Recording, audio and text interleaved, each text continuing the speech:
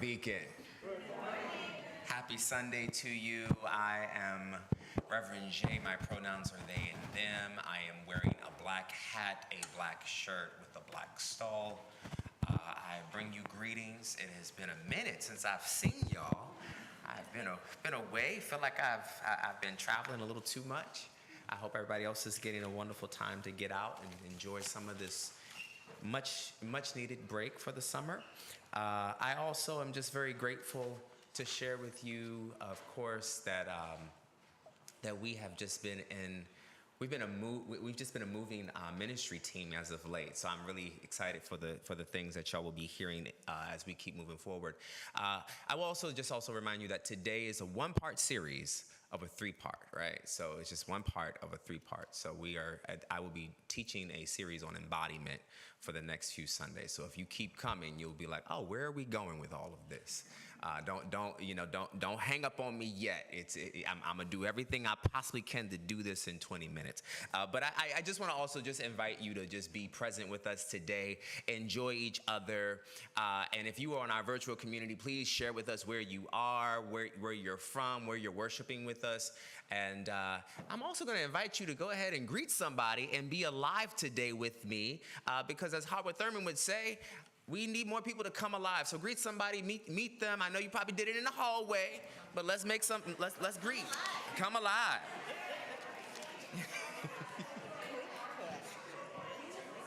Who's doing the online? Okay, so I might, as a part of me sneaking out of here, probably do some of that.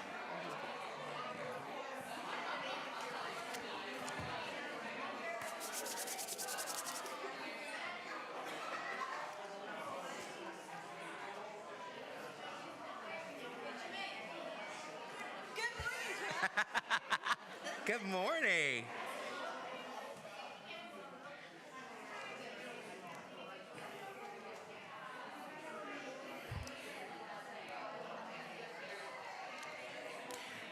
As you take the time to find your seat, I hope you feel warm and welcomed here in this space.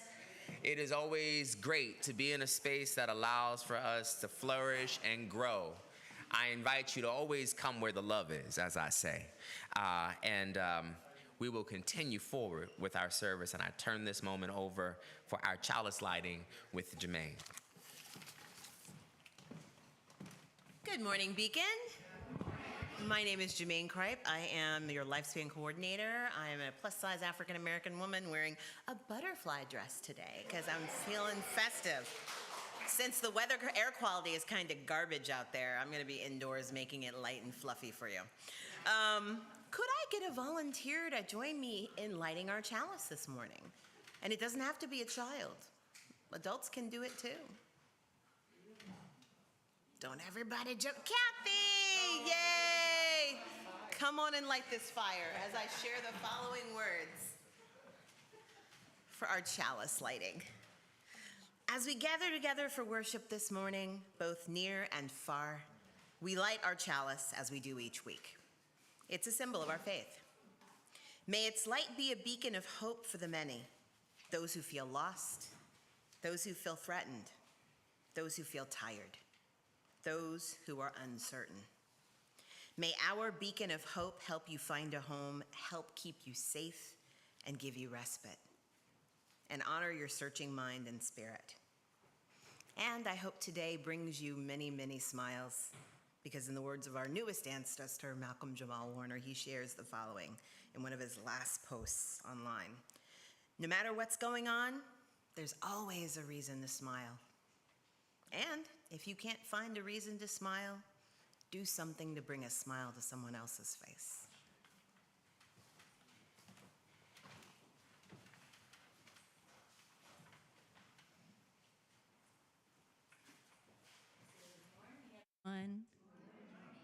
I'm Joelle, she, her, middle-aged white woman, short curly hair, glasses.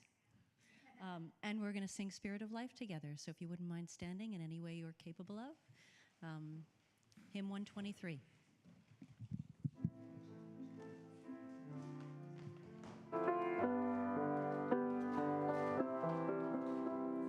Spirit of the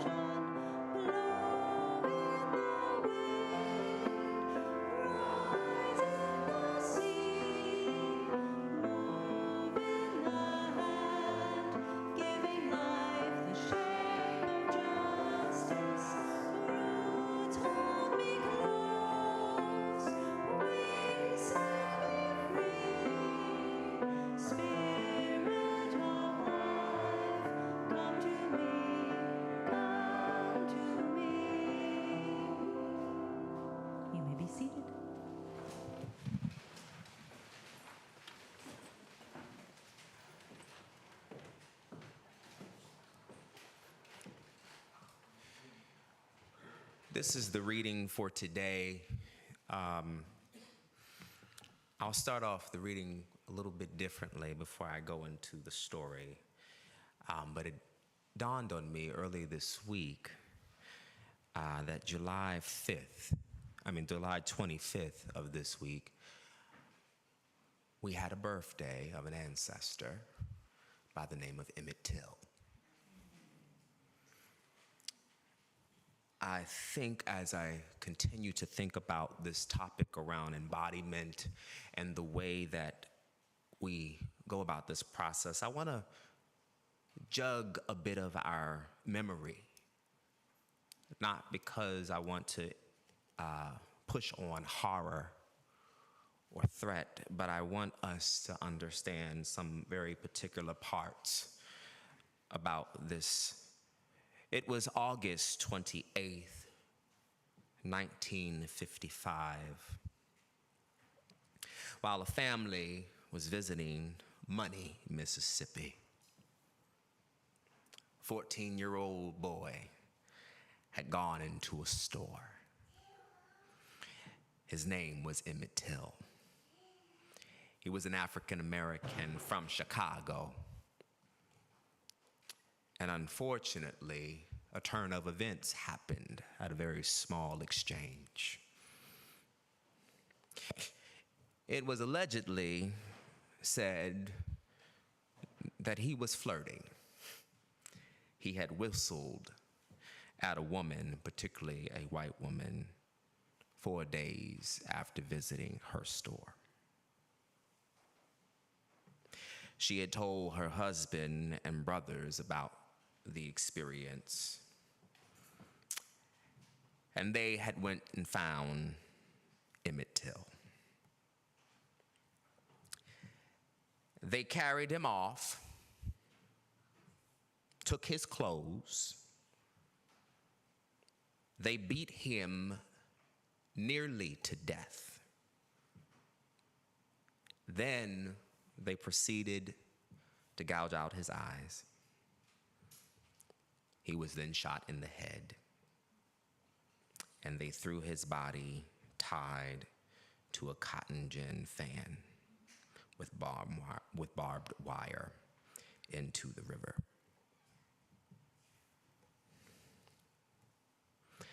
I want us to remind us of his birthday, but the tragedy that ends with just an unrecognizable face. His mother allowed for the casket to remain open, as Emmett Till was unrecognizable even to those who loved him most. He was unrecognizable even to those who loved him most. May we sit with that and be in memory of that ancestor.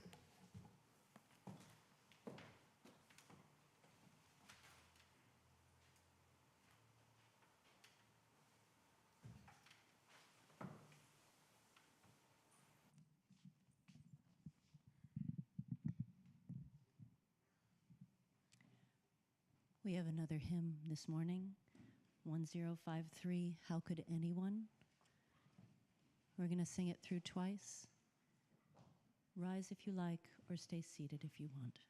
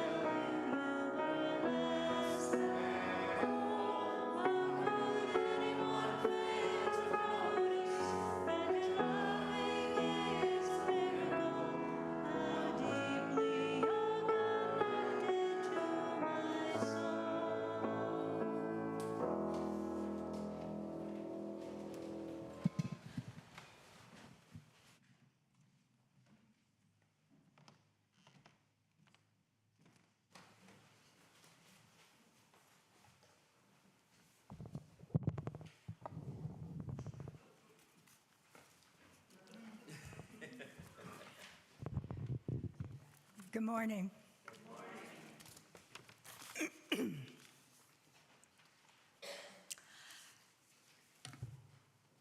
My name is Maureen Irwin, and I am honored to serve as one of your Beacon chaplains. My pronouns are she, her. I'm an up-and-coming elder with grayish, brownish, reddish hair, and I'm wearing a blue and white summer top. I'm also wearing this maroon sash that designates me as a chaplain, and there's one or two others here this morning. Last week I had the opportunity to attend a half-week training on grief counseling. One of the focuses of this training was to listen to each other's stories. We heard of others' losses of grief, not only about the loss of a person, but also the trauma and pain associated with the relationship of the person who died.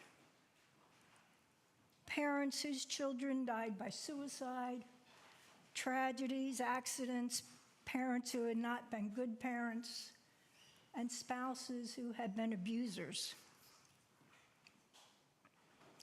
What struck me with this group was that this room was full of people who were in the process of transforming their grief and pain to serve other people.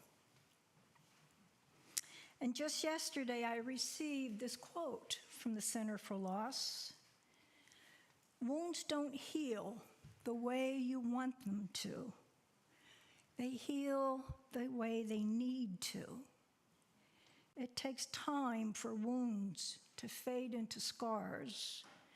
It takes time for the process of healing to take place. Give yourself time. Give yourself that grace. Be gentle with your wounds. Be gentle with your heart. Telling our stories helps us to heal, to make meaning out of our losses and our lives if we're going to live. We also need to become aware if we're getting stuck in our stories. Be aware if they're justifying your lathering and holding on to them, or whether you're letting them go to help you grow. If you'd like to speak to a chaplain to retell your story, please see one of our ministers or a chaplain. We'd be happy to speak to you with an open, non-judgmental ear and strict silence, confidence and silence. Another function of our chaplains is to facilitate our community candle lighting. Today, I'd like to light the first candle for all those in our country who have been separated from their loved ones by being deported, detained, or living in fear or being mistreated by U.S. armed citizens.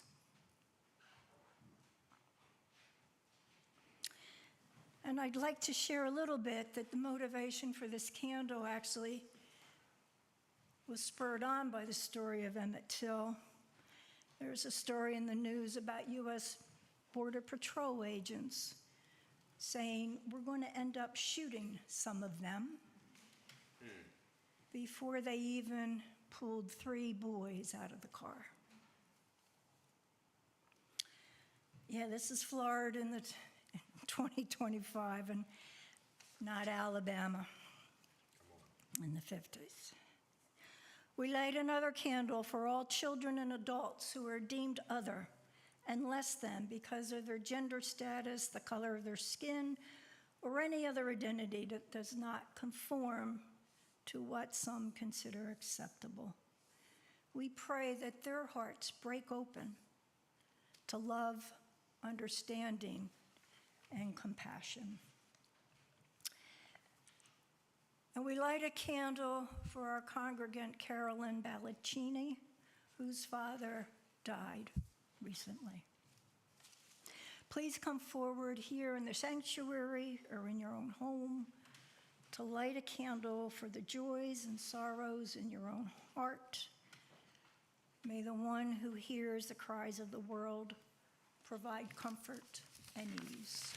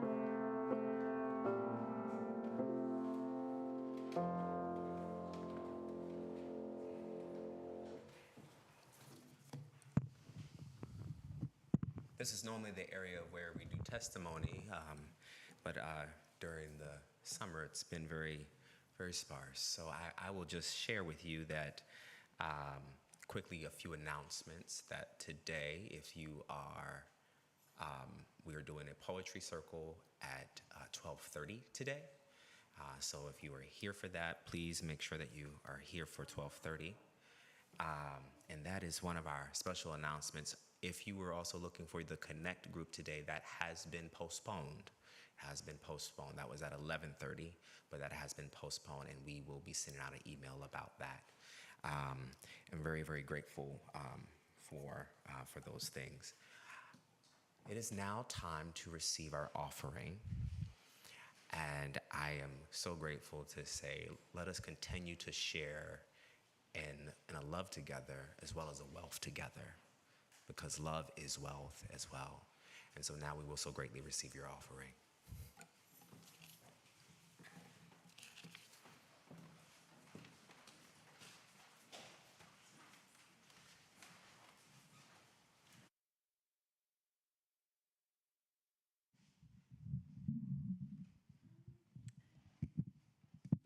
Firstly, I want to thank Judy Brewer on piano. She's been playing all month. So the song we chose for today, most of you will probably know. Little preface. In 1983, La Cage aux Folles opened. Jerry Herman wrote the music and lyrics, and the book was written by Harvey Fierstein. It won 6 Tonys. It broke barriers for gay representation by becoming the first hit Broadway musical centered on a gay relationship. This song, the show's Act One finale, received praise as a gay anthem and has been very widely recorded. It speaks to all of us who are proud to be who we are, regardless of how others see us. And it goes out to everyone who can't speak these words and who wants to speak these words. And I'm going to apologize right now if I get a little teary-eyed. I will try to push through it. If you need to help me out, feel free to help me out. This is a song of joy. It's a song of pride. It's a song of love.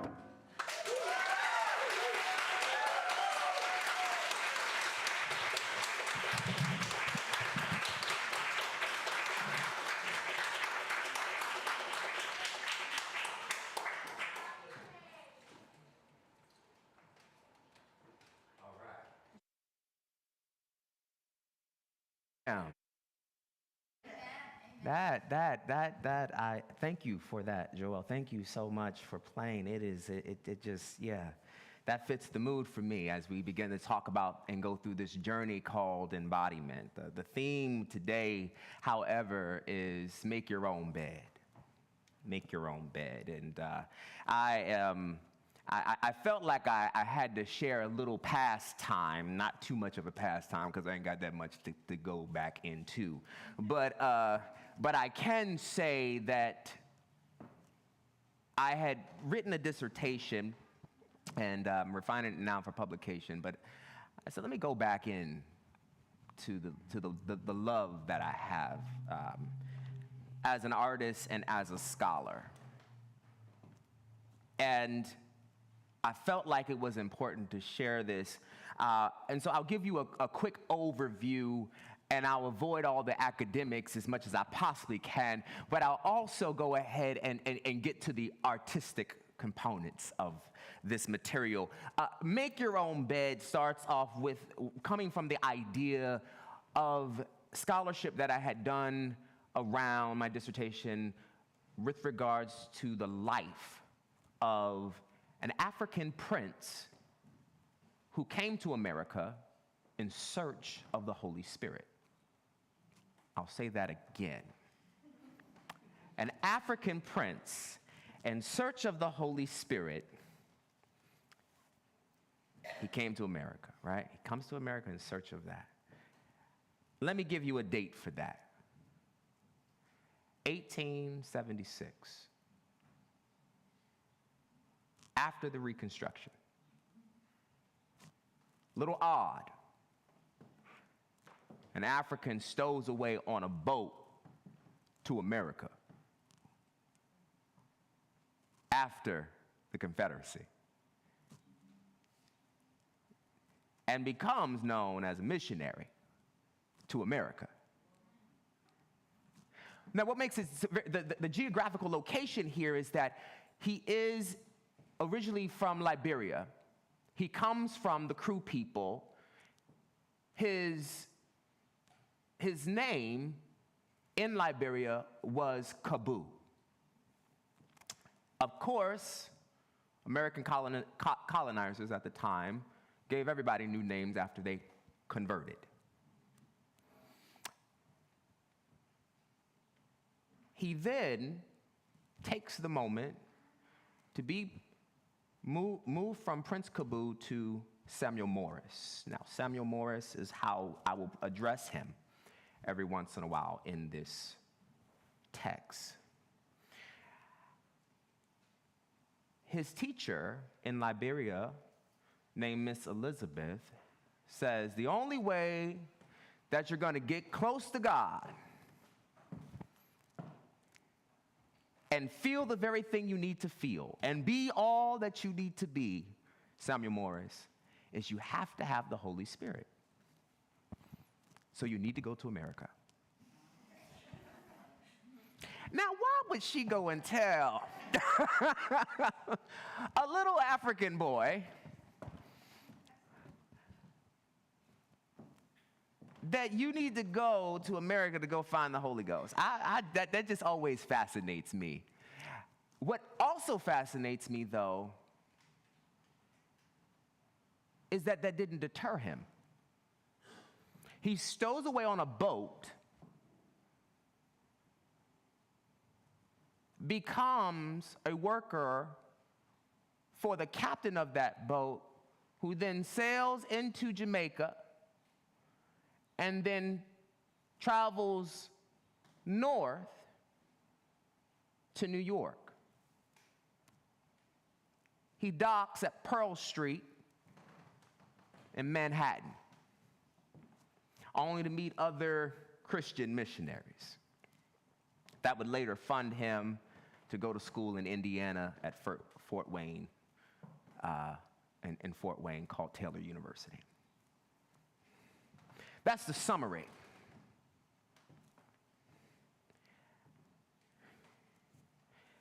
Now, I'm quite sure when Elizabeth shared with him that you have to go to America, I don't think she thought he was going to get on a boat. It's actually unbelievable to some degree to think of somebody probably just hopping on a boat and coming to America. And particularly within the time that he was coming.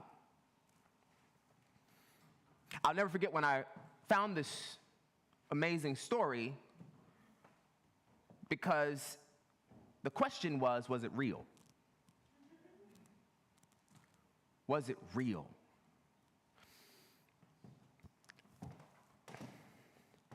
I have pictures of Samuel Morris. I have stories of him. I have documents over and over again. I even went through my own embodied scholarship process where I had started at Pearl Street and tracked myself through New York, traveled all the way to Hoboken in the same way that he did, just in the ways that I could, only to hop on a plane, since there was no more trains, to go all the way to Indiana.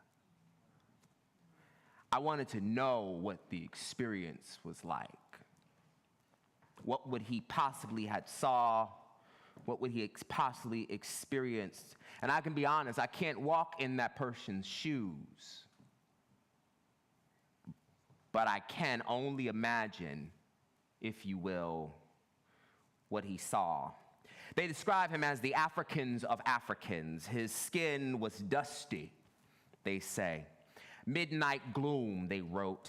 His lips were thick, protruding. His nose was flat and stubby. His eyes were dark and black. Comely had no place in his physical bearing. Comeliness had no place in his physical bearing. Born from the jungles of Africa, they write. Brought up in a heathen environment, they write. Foreign to the ways of civilization, they write. He lived and had his being in a strange land of loneliness. There are 4 texts about Samuel Morris, and I do not want to spend time maybe unpacking Morris's life because that's not what I'm really too interested in, but I use this as an approach to engage Samuel Morris as an actual body. An actual body. Oftentimes we see people who talk about going on pilgrimages and they go on journeys and they want to be like some of their spiritual leaders and sages and so on and so forth, and they will go and put their bodies to the test of fasting and maybe praying and so on and so forth. But I had to sit with some radical ideas here because I came up in, as y'all know, a Pentecostal tradition, and we always taught about Jesus, a man named Jesus, historically, metaphorically. And I'll never forget when I was reading Anthony Penn, one of my favorite scholars who shared in the same work of humanism as me, and he said that there is no way to talk about liberation without engaging the body. So all of the stories of these sacred masters is really just the text of nobody.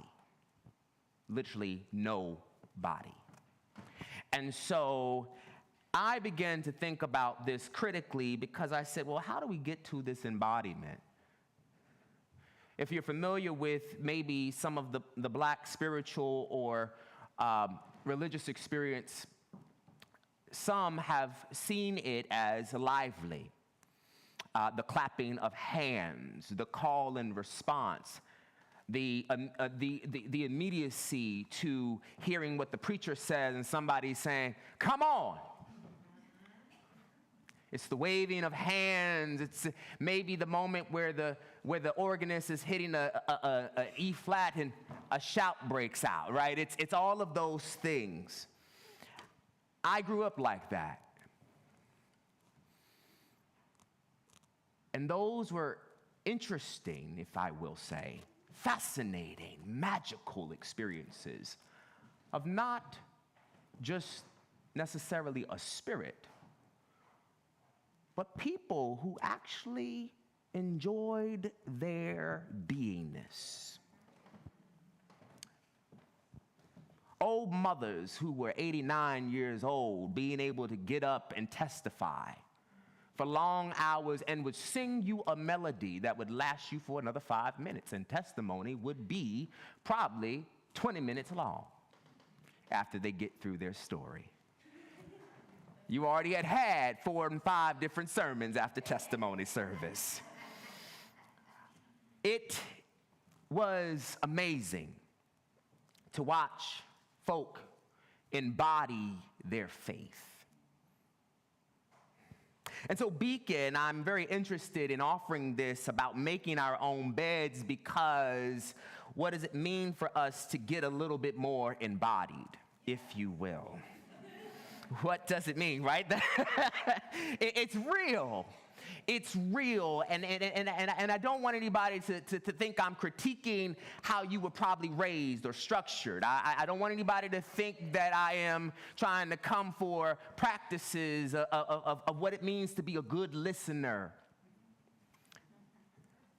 I get that it is the best practice for folk who've had nonviolence. They're like, do not say anything, just shake your head. And I simply am like, I need you to give me something, right? It is beautiful to think that for a moment we can embody and have practices that show, that demonstrate who we are. And better yet, what is the worth of who we are?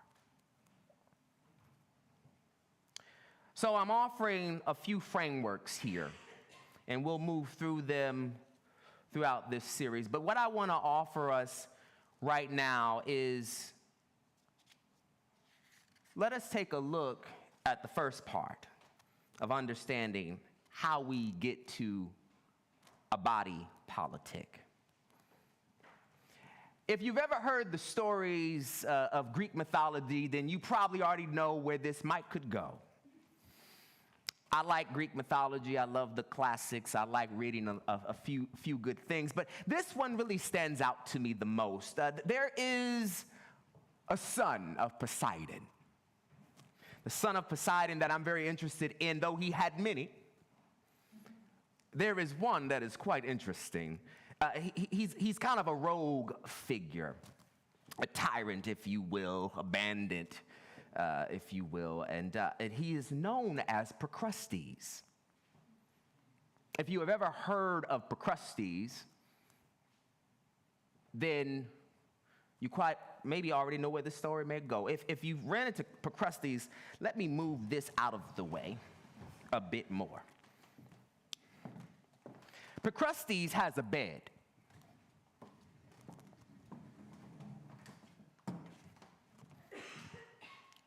We're going to have to do just a little bit of arranging, because I want y'all to be able to see this illustration.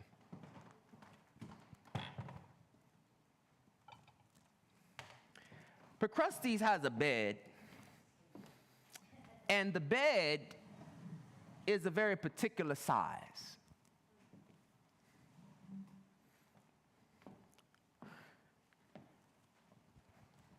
The bed that Procrustes has is made out of iron, so it's not as comfortable and cute as this.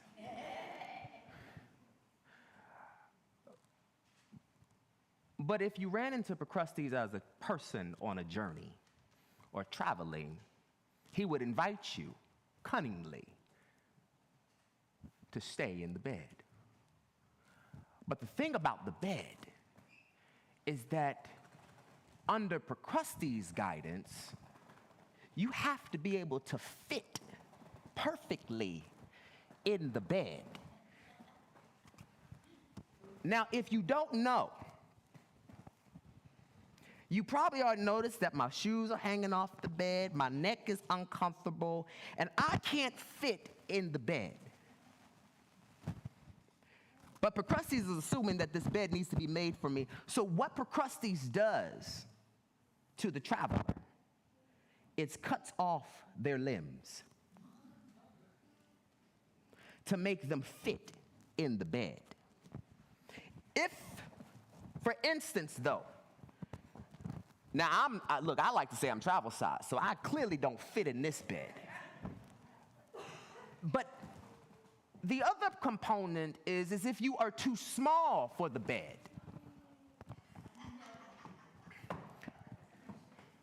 he gonna stretch you out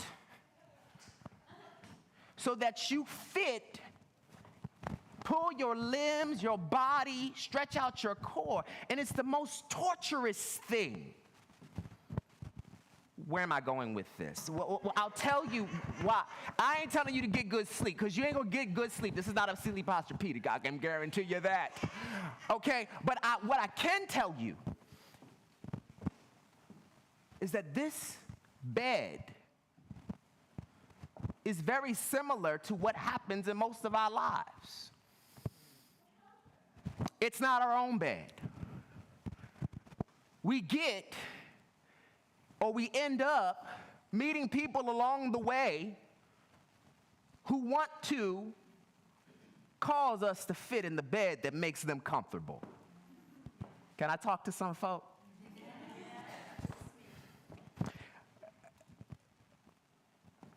We might be too big for places that we are in, and so I need to take this off because this is, this is one of the things I had to get used to at Beacon. Please forgive me, but I'm moving too much. The thing here is that the bed of other people's society, your job, stories from your family, maybe even your current relational status, you gotta fit in somebody's bed. And this might be somewhat seem to be interpersonal, but this is what I call the body politic. When we don't fit what people expect.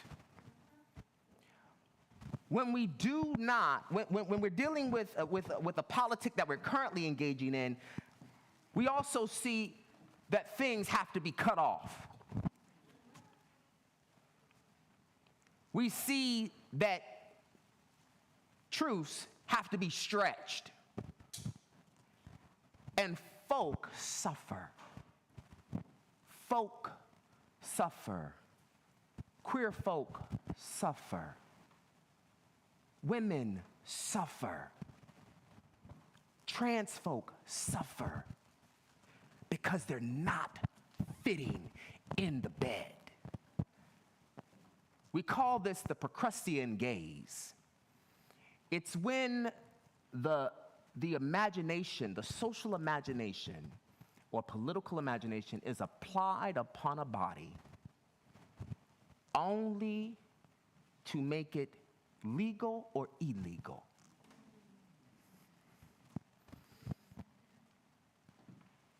Now, when it's not political but social, it happens when we go back and look at stories or experiences, not maybe of our own, but I can tell you there were some folk who did not imagine a black president. Just wasn't there. It didn't fit the bed. There were parts in the UUA tradition where they didn't imagine women in the bed. Why? We think that this is the only bed that exists. But might I invite you to build your own infrastructure? Not to sleep on the iron bed. Thank goodness for this pillow. That's mine. But I want us to look very carefully, because this is how I began to see a bit of Samuel Morris himself. Trying to fit into something that his body never fit in. But always, even if I don't fit this bed, and I know some of us have been in beds like this at jobs, around family members, we defy the bed, even though folk want to cut off our pronouns. Whew. Even if folk don't want to accept the fact that we are probably the best person for the position, we defy. Because we're not dictated by the imagination, the Procrustean imagination.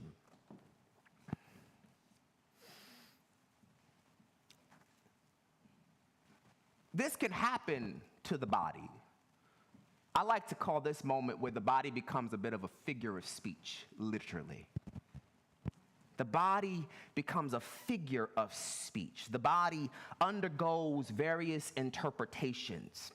You might have experienced some of those interpretations when you haven't seen your family in quite some time and they come back to you and they're like, but didn't you? Wasn't it that? And you are already on the next stage of life. You have already transformed into the very thing that was made to destroy you into something better. You have already been stretched to your fullest potential, and you did it yourself. Wonderful yoga stretches and Pilates, and you ain't had to have nobody help you do that. The figure of speech here gives us the ability to reclaim our own social and cultural property. You might as well look at somebody and say, I belong to me. I belong to me. It is me, myself, and I. Everyone else around you is with you, but it is me, myself, and I at the end of the day. And I have to face my realities. And so how do we get to a place where we reclaim those cultural processes? We actually have to push against these narratives. I know we talk about a lot of times here at Beacon, we talk justice. We talk how to break these social political narratives of injustice. I just find it very challenging to have that conversation until we actually begin to deconstruct the things that hold us from showing up fully. It ain't that you can't do the work, but I want to support you in doing it from an authentic, embodied place.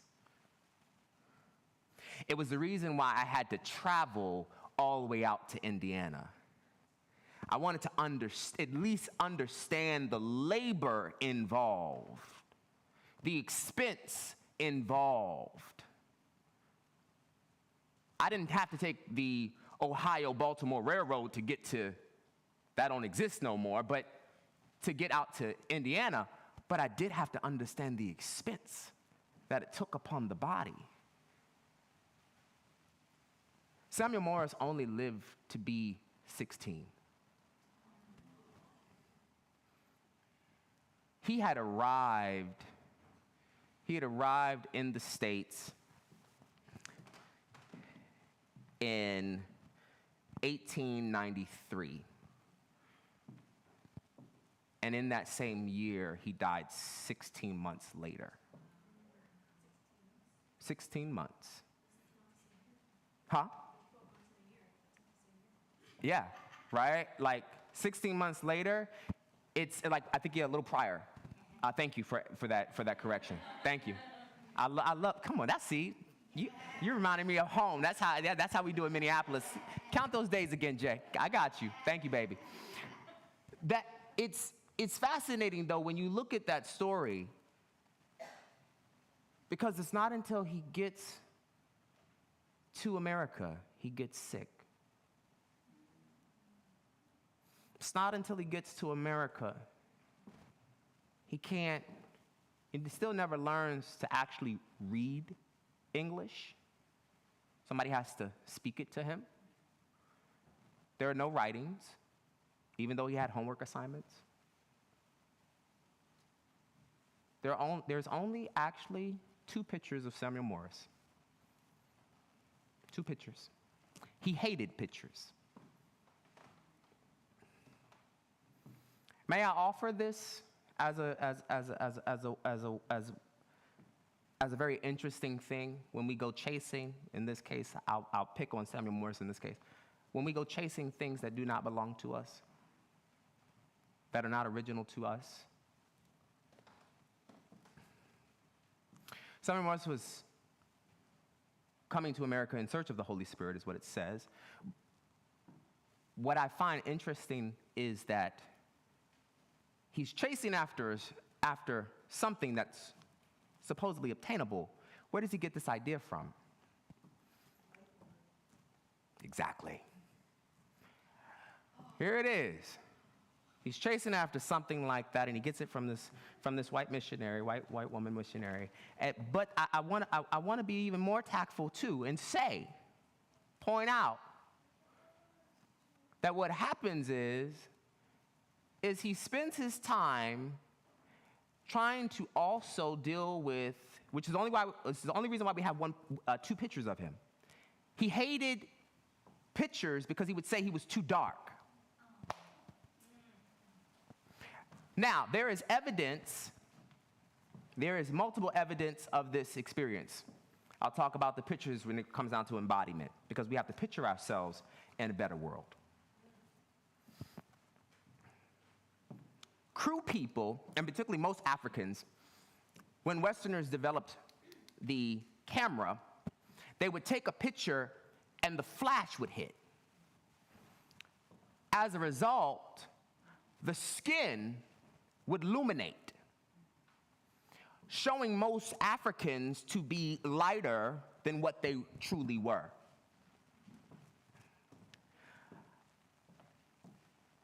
There is a moment in the same era, in 1863, where there's a great comet, and these scientists are following this great comet. But crew people, particularly Samuel Morris's ethnic group, are on this boat. They take out, quote, their fetish, which is like a little spiritual deity, and they put it down, and they're worshiping. One of the captains gets annoyed because they're taking a moment to worship. The captain kicks it down and proceeds to say, "Your God is not bigger than me." Now, you would think that would call an all-out war. You would think that possibly they would just rebel. They don't. This is a very particular learned people. They want to spend time being in right relationship. That's important. What they do in that present moment is they ask, "Why is your fetish better than ours?" And he's able to explain why, of course, and it's because he has God on his side. Why do I make this connection? I make this connection because Samuel Morris is after something that he feels like he needs to learn more about. And not only just learn, but to obtain so he can help his people. One of the shortest letters that one of the missionaries helps him write is to write back to his people to say, "I can't wait to come back after I obtain the Holy Spirit so I can help my people."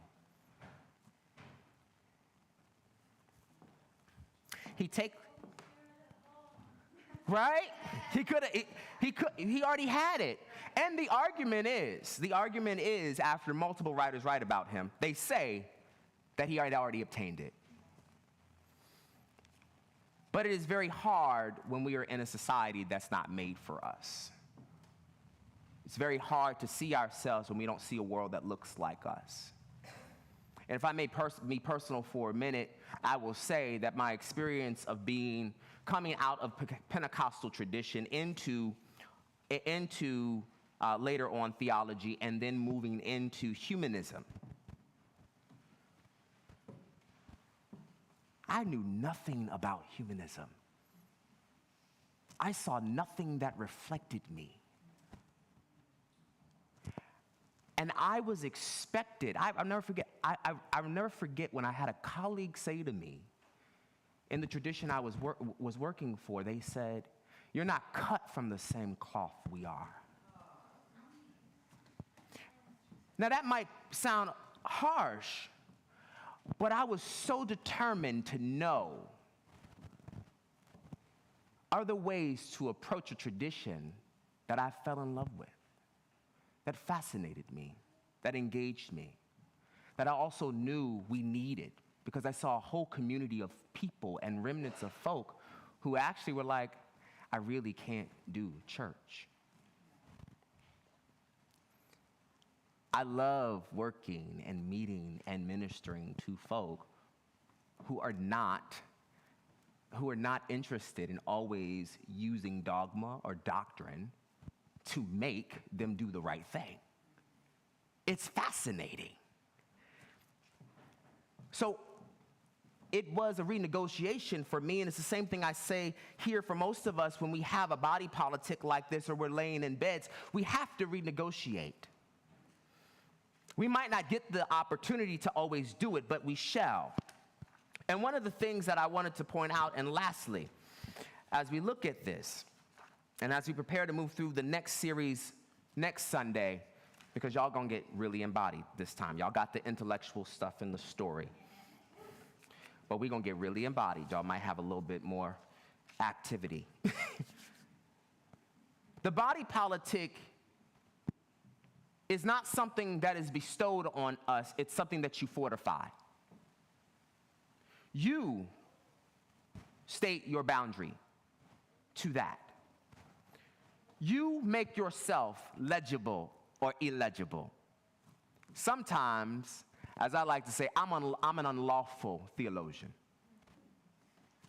I'm an unlawful theologian. I engage in the things that some would be like, you don't have theological framing for that. I'm like, I don't need to. It's not necessary. Not for the times we live in. Sometimes it's good to use it, but if I really need to see change, I'd rather make myself the body politic that says you have to change when I step into the room. I have to be the person that places the power into question. The only way that we're going to change that politic, as we see today, an actual politic, we have to begin to look at what has been missing. Dr. King confined, lastly, into Harry Belafonte. He said, I believe that we are sending the Negro into a burning house. This is what he confines to Harry Belafonte. This is a burning house. The politic that you're seeing today is a burning house. It's already been simmering, but it's burning now. It's burning because we've been trying to put a little water on it, but we never really closed out the flame. And I get some of us didn't start the fire. It's always been burning. I could go there. Come on. Somebody knows, right? But if we're going to really quench this fire, it's not race. It's not race. It wasn't much later after that conversation with Belafonte that King would later be assassinated after his speech, which had a lot to do with economics, wealth.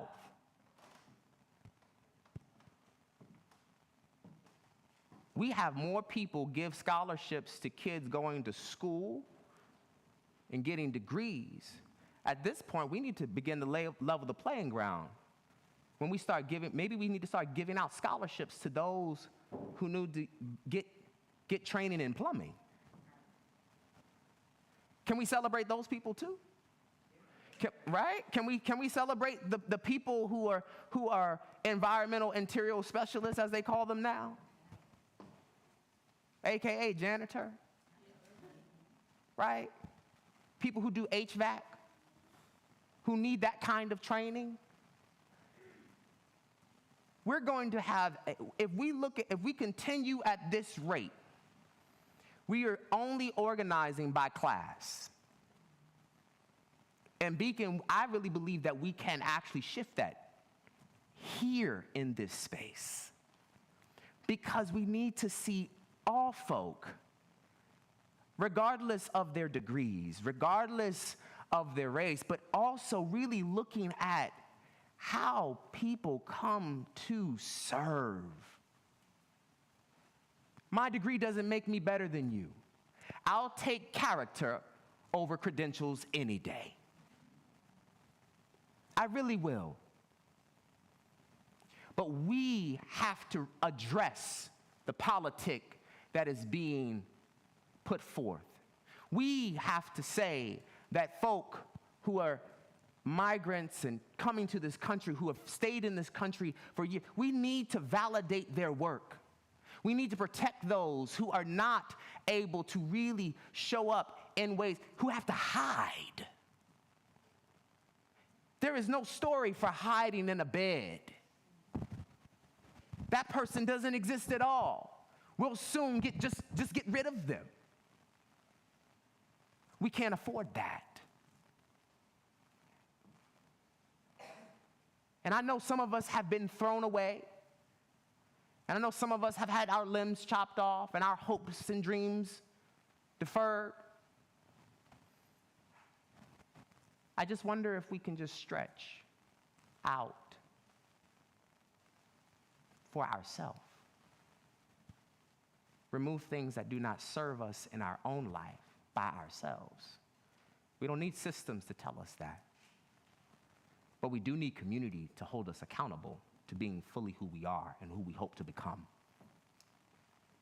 I invite you to do that with me for the next 2 parts, that we can become a community that is embodied, that shares in the wealth and the worth of knowing, and that we can honor all inherited practices and ways of being. And I thank you for joining me today, and I hope to see you next week.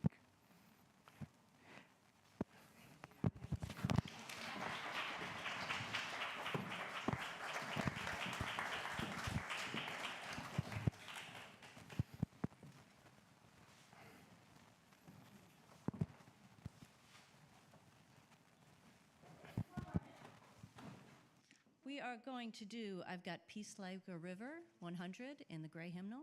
And we're going to do verses 1, 2, and 6, peace, joy, and strength. Let's rise up. Let's be strong together. We could do this.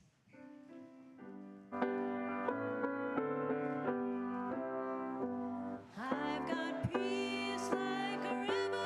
I've got peace like a river. I've got peace like a river in my soul. I've got peace like a river. I've got peace like a river. I've got peace like a river in my soul. Joy. I've got joy like a fountain. I've got joy like a fountain. I've got joy like a fountain in my soul. I've got joy like a fountain. I've got joy like a fountain. I've got joy like a fountain in my soul. Strength. I've got strength like a mountain. I've got strength like a mountain. I've got strength like a mountain in my soul.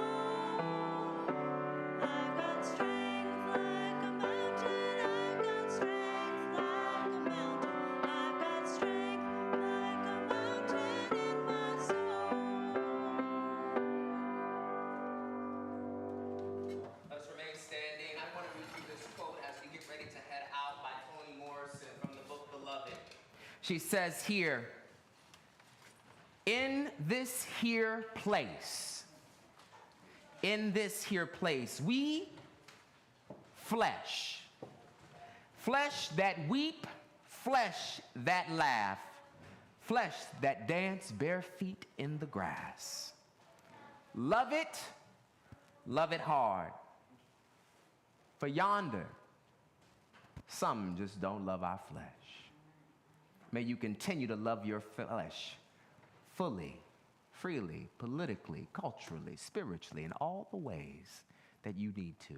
Go forth and be that of love, not only to yourself, but to others.